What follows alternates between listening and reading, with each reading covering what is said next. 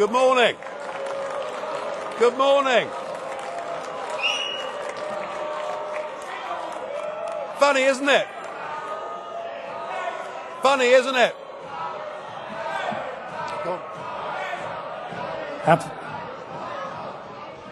Thank you very much for that very warm welcome. How things have changed. Just a second, Mr. Farage. Ladies and gentlemen, one major quality of democracy is that you listen to those, even if you don't share their opinion. Well, thank you, Mr. Schulz. Isn't it funny? You know, when I came here 17 years ago, and I said that I wanted to lead a campaign to get Britain to leave the European Union, you all laughed at me. Well, I have to say, you're not laughing now, are you? And the reason you're so upset, the reason you're so angry, has been perfectly clear from all the angry exchanges this morning. You, as a political project, are in denial. You're in denial that your currency is failing. You're in denial. Well, just look at the Mediterranean. No. As a policy to impose poverty on Greece and the rest of the Mediterranean, you've done very well.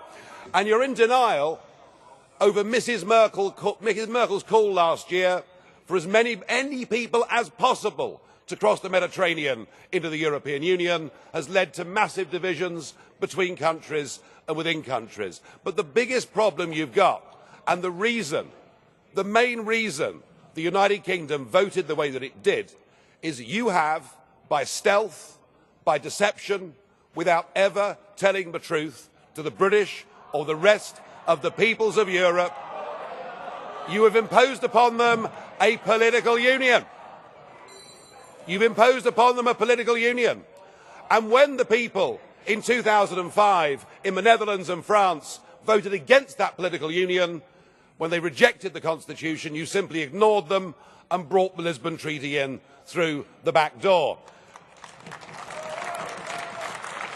What happened last Thursday was a remarkable result. It was indeed a seismic result, not just for British politics, for European politics, but perhaps even for global politics too, because what the little people did, what the ordinary people did, what the people who have been oppressed over the last few years and seen their living standards go down, they rejected the multinationals, they rejected the merchant banks, they rejected big politics, and they said, actually, we want our country back, we want our fishing waters back, we want our borders back, we want to be an independent, self-governing, normal nation, and that is what we have done, and that is what must happen. And in doing so, we now offer a beacon of hope to Democrats across the rest of the European continent. I'll make one prediction this morning. The United Kingdom will not be the last member state to leave the European Union. So the question is, what do we do next? Now, it is up to the British government to invoke Article 50. And I have to say that I don't think we should spend too long in doing it. I totally agree, Mr. Juncker, that the British people have voted. We need to make sure that it happens.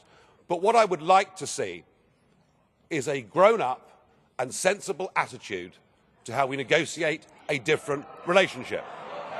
Now I know that virtually none of you have ever done a proper job in your lives, or worked in business, or worked in trade, or indeed ever created a job. But listen, just listen.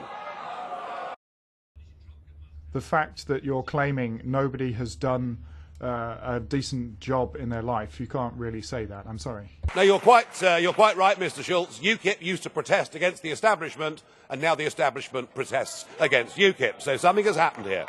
Let us listen to some simple, pragmatic economics. We, between us, between your countries and my country, we do an enormous amount of business in goods and services. That trade is mutually beneficial to both of us. That trade matters. If you were to decide to cut off your noses, to spite your faces, and to reject any idea of a sensible trade deal, the consequences would be far worse for you than it would be for us. And even no deal is better for the United Kingdom than the current rotten deal that we've got. But if we were to move to a position where tariffs were reintroduced on products like motor cars, then hundreds of thousands of German workers would risk losing their jobs. So why don't we just be pragmatic, sensible, grown up, realistic, and let's cut between us a sensible tariff-free deal, and thereafter recognise that the United Kingdom will be your friend, that we will trade with you, we will cooperate with you, we will be your best friends in the world. But do that, do it sensibly, and allow us to go off and pursue our global ambitions and future. Thank you.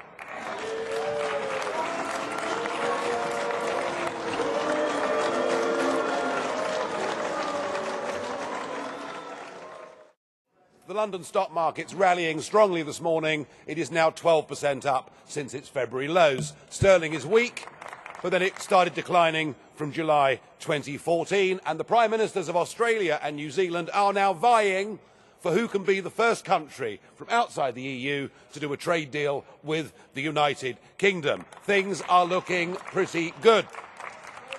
The only upheaval is political upheaval, where we've seen a Prime Minister resign, and indeed the British Commissioner, Lord Hill, resigned. They've both done so, I think, for the right reasons. You never know, we may be getting rid of a Labour Party leader as well. But upheavals in politics can actually be a very healthy and a very good thing. And I got into politics because our political class in Britain led us towards a European political project. So if that result last week sweeps a few of them away, so be it. But I am looking forward next year to celebrating our Independence Day on June the 23rd.